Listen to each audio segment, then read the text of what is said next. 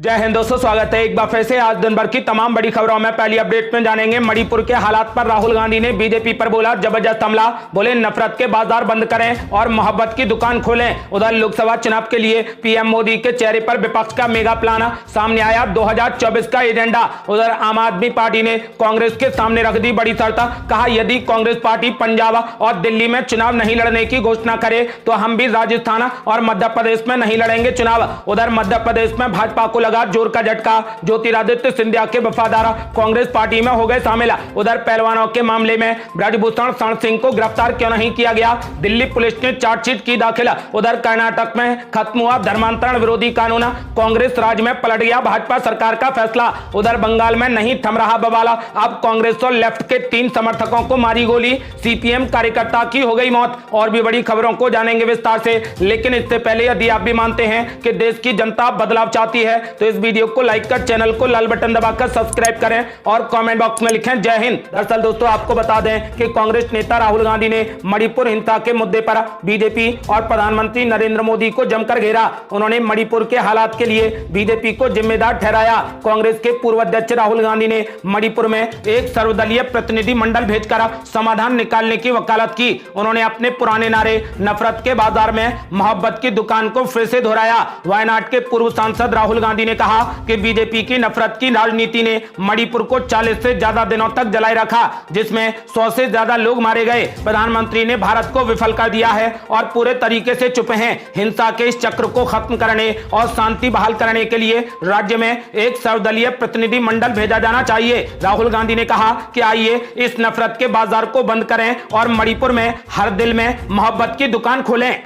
अगली बड़ी खबर, लोकसभा चुनाव के लिए पीएम मोदी के चेहरे पर विपक्ष का मेगा प्लान सामने आया, 2024 का एजेंडा। दरअसल दोस्तों आपको बता दें कि लोकसभा चुनाव 2024 के लिए सत्ता पक्ष और विपक्ष की तैयारियां जोरों पर हैं। चुनावी रैलियों और सभाओं का दौर जारी है। भाजपा और उसके सहयोगी दल सत्ता में बने रहने की दावेदारी कर रहे हैं, तो वहीं विपक्ष सत्ता हथियाने में कोई भी कसर नहीं छोड़ रहा। इस बीच विपक्ष का प्रधानमंत्री पद के चेहरे के लिए मेगा प्लान सामने आया है। लोकसभा चुनाव को लेकर विपक्ष 23 जून को बड़ी बैठक करने वाला है। विपक्षी दलों की 23 जून को होने वाली बैठक में अगले लोकसभा चुनाव के लिए प्रधानमंत्री पद के चेहरे को लेकर चर्चा नहीं होगी, बल्कि पूरी कोशिश इस बात की होगी कि 2024 के लिए साझा एजेंडा तय किया जाए। बिहार की 2 प्रमुख पार्टियां जनता दल यूनाइटेड और राष्ट्रीय जनता दल इस बैठक का आयोजन कर रही हैं। इसमें कांग्रेस पार्टी समेत कई अन्य दलों के शीर्ष नेता शामिल होंगे। राजद सूत्रों का कहना है कि प्रधानमंत्री पद के उम्मीदवार के संदर्भ में कोई चर्चा नहीं होने वाली है। पार्टी के एक नेता ने कहा कि यह बैठक पहला कदम है, एक साझा एजेंडा तय किया जाएगा। उन्होंने कहा कि आज महंगाई और बेरोजगारी ऐसे मुद्दे हैं जो लोगों का ध्यान इस ओर खींच रहे हैं कि सरकार के आर्थिक कुप्रबंधन, गलत जीएसटी, नोटबंदी जैसे निर्णयों के कारण यह स्थिति बनी है। यह एक महत्वपूर्ण मुद्दा है। सांप्रदायिक सौहार्द, सरकारी एजेंसियों का दुरुपयोग और लोकतंत्र को कमजोर करने जैसे मुद्दे भी महत्वपूर्ण हैं। सूत्रों का कहना है कि राष्ट्रवादी कांग्रेस पार्टी के प्रमुख शरद पवार इस बैठक में साझा न्यूनतम कार्यक्रम प्रस्तुत कर सकते हैं। उन्होंने कहा कि प्रधानमंत्री पद के उम्मीदवार के संदर्भ में कोई भी चर्चा नहीं होनी है। विपक्ष के एक नेता का कहना है कि वरिष्ठ नेताओं की एक टीम गठित करने पर चर्चा हो सकती है। उन्होंने कहा कि यह टीम विभिन्न राज्यों में जाएगी और वहां पर विपक्ष के समर्थन में बैठक करेगी। आपको बता दें कि फिलहाल पूरे विपक्ष ने प्रधानमंत्री नरेंद्र मोदी और बीजेपी को हराने के लिए पूरे तरीके से कमर कस ली है। अगली बड़ी खबर, आम आदमी पार्टी ने कांग्रेस के सामने रख दी बड़ी शर्त, कहा यदि कांग्रेस पार्टी घोषणा करे कि वो दिल्ली और पंजाब में चुनाव नहीं लड़ेगी तो हम भी राजस्थान और मध्य प्रदेश में नहीं लड़ेंगे चुनाव। दरअसल दोस्तों आपको बता दें कि आम आदमी पार्टी ने लोकसभा चुनाव के मद्देनजर विपक्षी एकता को लेकर बड़ी घोषणा कर दी है। आम आदमी पार्टी के राष्ट्रीय प्रवक्ता और दिल्ली सरकार के मंत्री सौरभ भारद्वाज ने कहा कि अगर लोकसभा चुनाव में सभी विपक्षी दल एकजुट नहीं हुए तो ऐसी भी संभावना है कि अगली बार देश में चुनाव ही न कराए जाएं। उन्होंने कांग्रेस पार्टी को मध्य प्रदेश और राजस्थान चुनाव को लेकर बड़ी सलाह दी है। सौरभ भारद्वाज ने कहा कि दिल्ली के 2015 और 2020 के चुनाव में कांग्रेस पार्टी की एक भी सीट नहीं थी। उन्होंने कहा कि यदि कांग्रेस पार्टी ये घोषणा करे कि वो दिल्ली और पंजाब में चुनाव नहीं लड़ेगी तो हम भी ये घोषणा करते हैं कि हम राजस्थान और मध्य प्रदेश में चुनाव नहीं लड़ेंगे। सौरभ भारद्वाज ने आम आदमी पार्टी के घोषणा पत्रों की कथित तौर पर नकल करने के लिए कांग्रेस पार्टी पर निशाना साधते हुए पार्टी को नकलची करा दिया। उन्होंने कहा कि देश की सबसे से पुरानी पार्टी कांग्रेस के सामने न केवल नेताओं का संकट है बल्कि विचारों का भी संकट है। पानी और बिजली से संबंधित कल्याणकारी योजनाओं और महिलाओं के लिए मुफ्त बस यात्रा के लिए अरविंद केजरीवाल और आम आदमी पार्टी का मजाक उड़ाने के बाद अब कांग्रेस पार्टी हमारे घोषणा पत्रों की नकल कर रही है। आपको बता दें कि फिलहाल कांग्रेस पार्टी के सामने आम आदमी पार्टी ने बड़ी शर्त रख दी है। आम आदमी पार्टी ने कहा कि यदि कांग्रेस पार्टी ये घोषणा करे कि वो दिल्ली और पंजाब में चुनाव नहीं लड़ेगी तो हम भी ये घोषणा करते हैं कि हम राजस्थान और मध्य प्रदेश में चुनाव नहीं लड़ेंगे।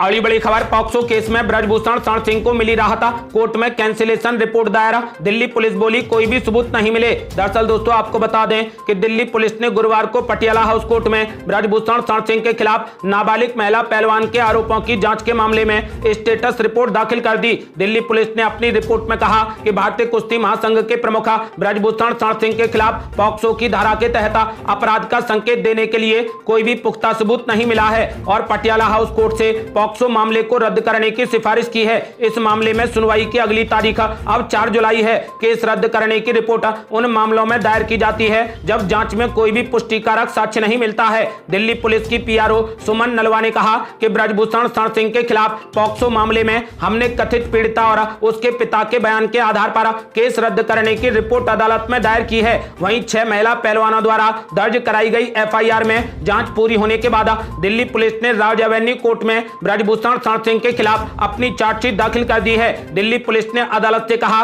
कि ये पूरी चार्जशीट है, कुछ भी सील कवर नहीं है, पेन ड्राइव भी साथ है। इस मामले में अगली सुनवाई अब 22 जुलाई को होगी। ओलंपियन पहलवान साक्षी मलिक, बजरंग पुनिया और विनेश फोगाट जो WFI प्रमुख के खिलाफ विरोध प्रदर्शन करने वाले एथलीटों में शामिल थे, इन्होंने महीने के शुरुआत में गृह मंत्री अमित शाह से मुलाकात की थी और केंद्रीय खेल मंत्री अनुराग ठाकुर के साथ भी बातचीत की थी। सरकार ने पहलवानों को आश्वासन दिया था कि भारतीय कुश्ती महासंघ के निवर्तमान प्रमुख ब्रजभूषण शरण सिंह के खिलाफ 15 जून तक आरोप पत्र दायर किया जाएगा, जिसके बाद उन्होंने अपना विरोध प्रदर्शन अगले फैसले तक स्थगित कर दिया था। आपको बता दें कि फिलहाल चार्जशीट दाखिल होने के बाद अभी पहलवानों का कोई भी रिएक्शन नहीं आया है।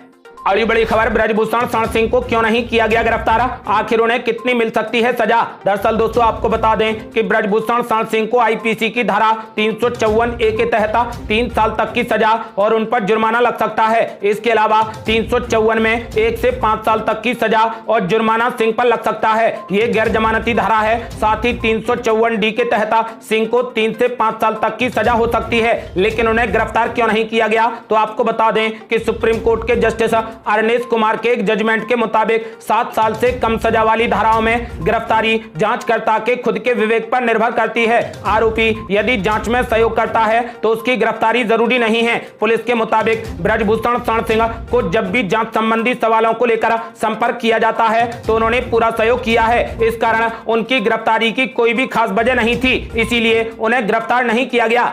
अगली बड़ी खबर, चुनाव से ठीक पहले मध्य प्रदेश में भाजपा को लगा जोर का झटका, ज्योतिरादित्य सिंधिया के वफादार कांग्रेस पार्टी में हो गए शामिल। दरअसल दोस्तों आपको बता दें कि केंद्रीय मंत्री ज्योतिरादित्य सिंधिया के वफादार मध्य प्रदेश भाजपा कार्यकारी समिति के सदस्य बैजनाथ सिंह यादव ने विधानसभा चुनाव से कुछ महीने पहले भाजपा छोड़ दी और बुधवार को कांग्रेस पार्टी के पाले में वापस लौट आए। शिवपुरी के रहने वाले यादव और 15 जनपद सदस्यों सहित उनके समर्थकों का प्रदेश कांग्रेस अध्यक्ष कमलनाथ ने पार्टी में जोरदार स्वागत किया। पूर्व केंद्रीय मंत्री अरुण यादव ने संवाददाताओं से कहा कि बैजनाथ सिंह यादव ने ज्योतिरादित्य सिंधिया के साथ कांग्रेस पार्टी छोड़ दी थी और भारतीय जनता पार्टी में शामिल हो गए थे, लेकिन वो वहां पर घुटन महसूस कर रहे थे और अंत में अपनी मूल पार्टी में वापस लौट आए। अरुण यादव ने यह भी दावा किया कि भाजपा के कई कार्यकर्ता और कई नेता पार्टी के शासन से खासकर बड़े पैमाने पर भ्रष्टाचार के कारण खुश नहीं है और वे अरुण यादव, कमलनाथ और दिग्विजय सिंह सहित कांग्रेस नेताओं के संपर्क में हैं। अरुण यादव ने यह भी दावा किया कि वे नेता उचित समय पर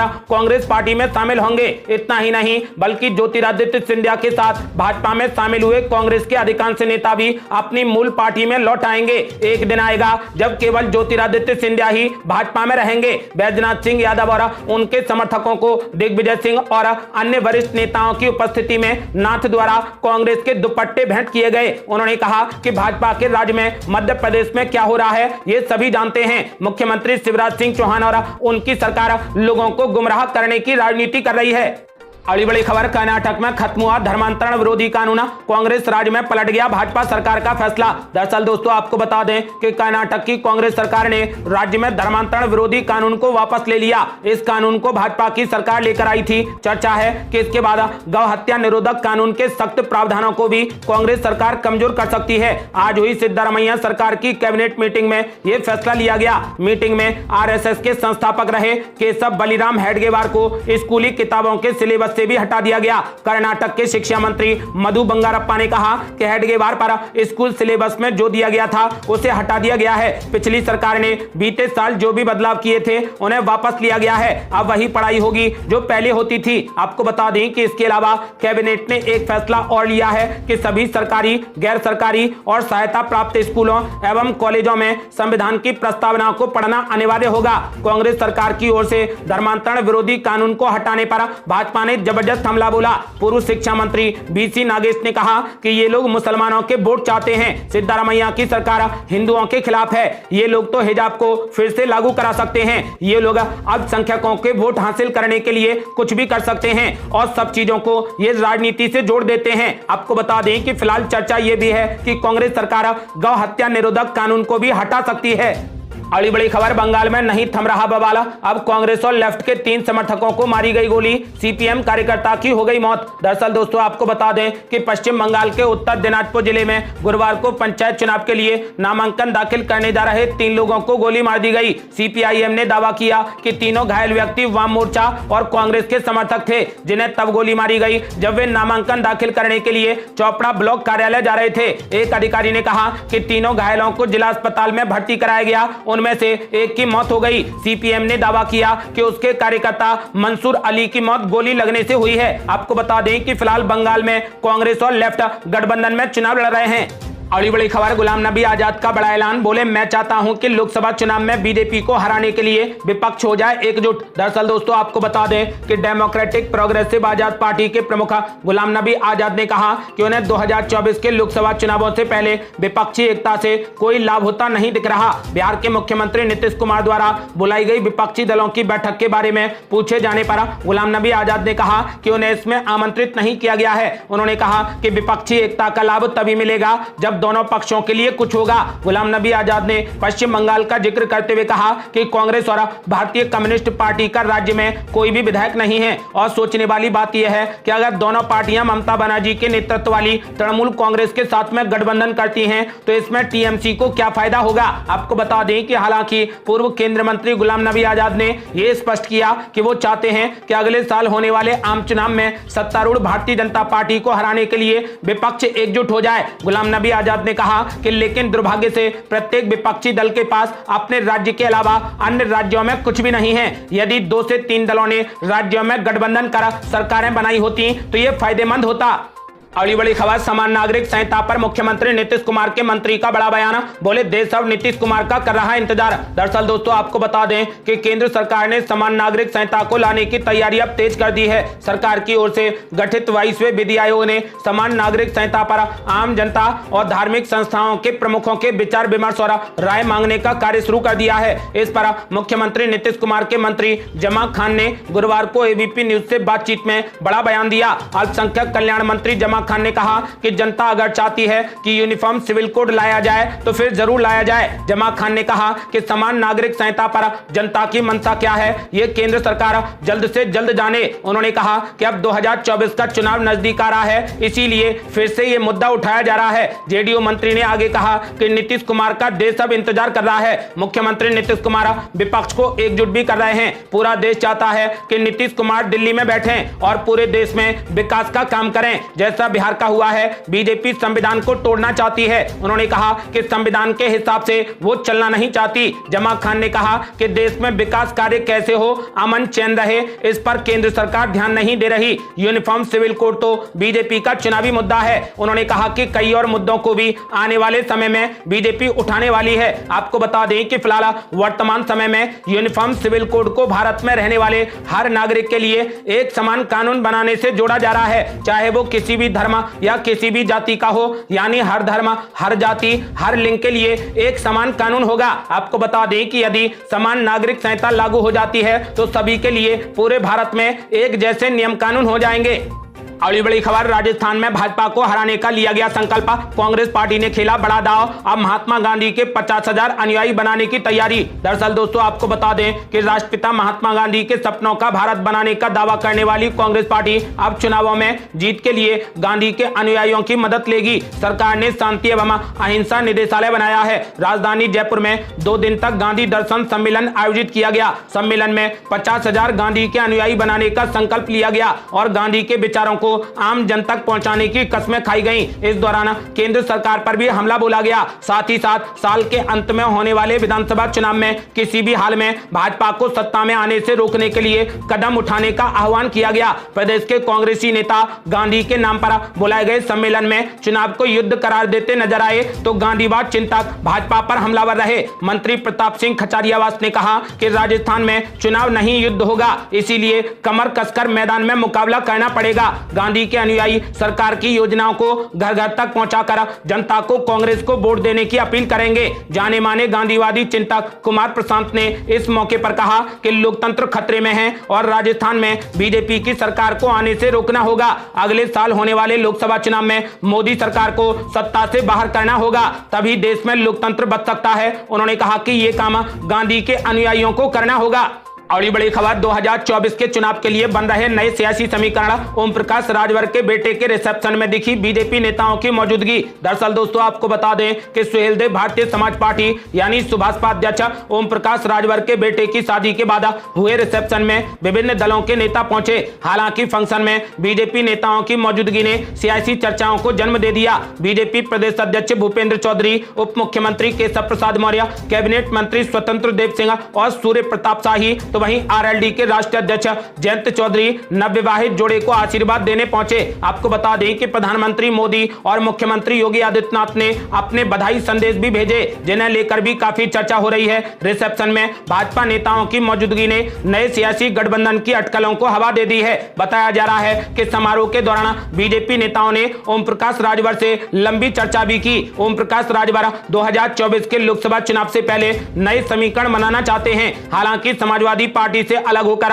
उन्होंने अपने पत्ते अब तक नहीं खोले हैं, लेकिन समाजवादी पार्टी से गठबंधन टूटने के बाद से ही ओम प्रकाश राजभर का नजरिया भाजपा को लेकर बेहद नरम हुआ है। ऐसा माना जा रहा है कि ओम प्रकाश राजभर 2024 के चुनाव से पहले भाजपा का दामन थाम सकते हैं। ये थी अब तक की बेहद बड़ी खबरें। ऐसी ही रोजाना की ताजा खबरों को जानने और हमसे जुड़ने के लिए चैनल को लाल बटन दबाकर सब्सक्राइब करें और घंटी बटन भी दबा दें। जल्दी मिलते हैं बड़ी अपडेट के साथ, तब तक के लिए जय हिंद, जय भारत।